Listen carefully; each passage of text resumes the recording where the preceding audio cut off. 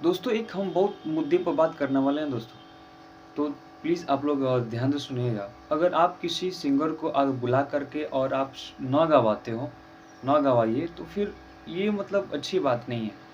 जहाँ तक हमारे अनुपमा यादव तो दोस्तों अगर आप एक मीडिया वाले भाई ने उनसे पूछा कि हाँ, कि क्या आप उसमें उस गाने में आप नहीं गा रही हैं?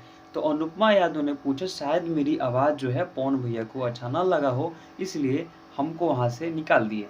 तो इसलिए अब हम वहाँ पे नहीं गा तो इसलिए हम उनके गाने में इस बार हम नहीं गा रहे हैं, हमारी जगह शिल्पी राज गा रही है। तो चलिए अनुपमा जादव से जो इंटरव्यू लिया है, जो जिस पत्रकार भाई ने इंटरव्यू लिया है, तो वो हम ये वीडियो आप क्लिप हम दिखाते हैं।